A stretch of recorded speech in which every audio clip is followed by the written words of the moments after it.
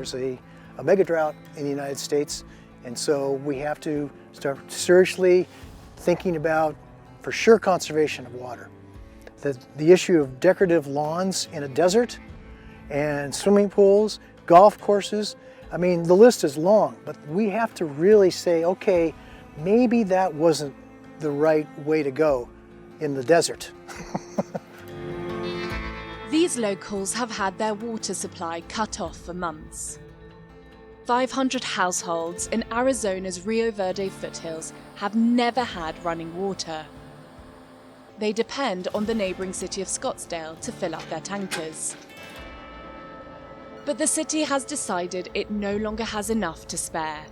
Scottsdale's water comes from the Colorado River, but a 20-year drought in the region has severely reduced its flow. Now residents in the Rio Verde foothills are having to pay vast sums of money to get their water from further afield. What I used to charge 4.5 to 5 cents a gallon, I'm now charging 11 cents a gallon. And I don't even know if that's enough at this point. So people they're getting shocking bills. If they regain normal water supply, Wendy and Vance estimate they will be paying between $1,000 and $1,200 a month. In the meantime, they have started collecting rainwater to supplement their needs. Usually what we do every day is we fill all of these gallon jugs and we set them by the toilets in our bathrooms, and we basically put them in the back of the tank, and we're able to flush our toilet then.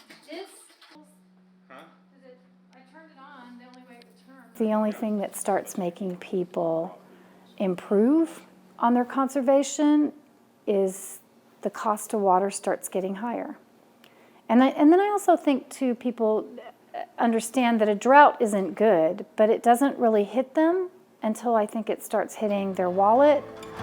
Further down the Colorado River in the desertic part of Southern California, farmers produce crops year-round to feed the population. But bringing water to these fields is extremely costly. This unit here, half mile long, is almost $300,000. So it's a huge capital expenditure. But these are what we're doing in order to try to conserve water and still stay viable. Farmers here grow alfalfa, a water-intensive crop which takes up 30% of the land in California's Imperial Valley. Growing it is a lucrative business, but it has a major effect on the river's water supply, causing tensions with neighbouring states. A handful of farmers take as much water from the Colorado River as all of Nevada and Arizona combined.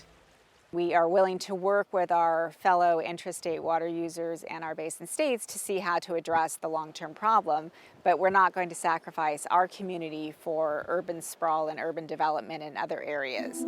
The US West is not alone in its water access challenges. All over the world, tensions are brewing. The UN estimates that 2.3 billion people globally live in water-stressed countries, and the situation has the potential to get even worse. As human-caused climate change worsens, droughts are becoming more frequent, longer, and more severe. Water gets a lot less attention than climate change. Water, it seems, very much taken for granted. And even when you talk about a global water crisis or serious droughts in certain areas of the world, it doesn't seem to affect people and decision makers and politicians as directly as it should. The distribution of water resources could become a major issue in the years to come and cause international tensions if countries do not reach agreements, says the UN.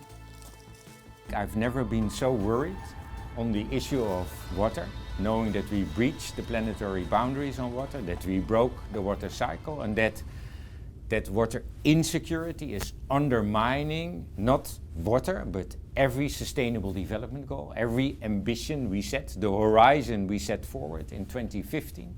At the same time, I am also amazingly empowered by the many initiatives from the world.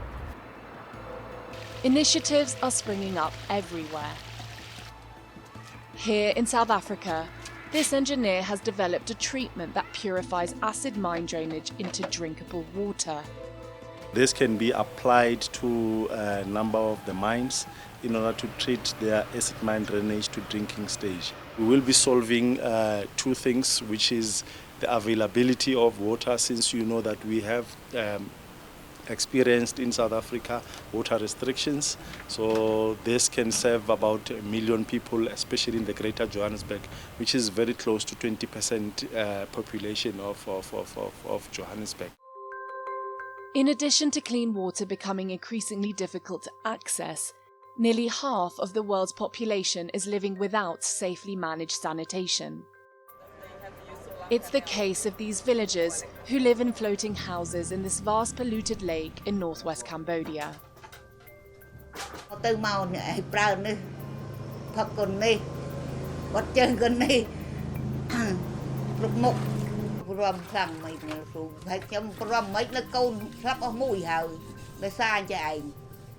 Around 100,000 people live on the lake and use the water for cooking, washing and bathing, risking diarrhea or even more severe waterborne diseases. Now, a local social enterprise has rolled out floating toilets to filter waste so that water can be safely reused. But the high cost of installation means for now they are available to only a lucky few. These circumstances are a far cry from the Sustainable Development Goals set by the UN in 2015. One was to ensure access to water and sanitation for all by 2030. Climate change is making an already complex situation even harder to manage. Worst case scenario is quite simple. Populations, whether it's cities or even rural populations, cannot survive if they don't have enough water. So it will be an exodus of people. Will have, you can call them environmental refugees or water refugees, but they simply can't stay if they do not have enough water supply to survive. It will either they'll have to move or they will die. The World Resources Institute estimates that securing water for our societies by 2030 could cost just over 1% of global GDP.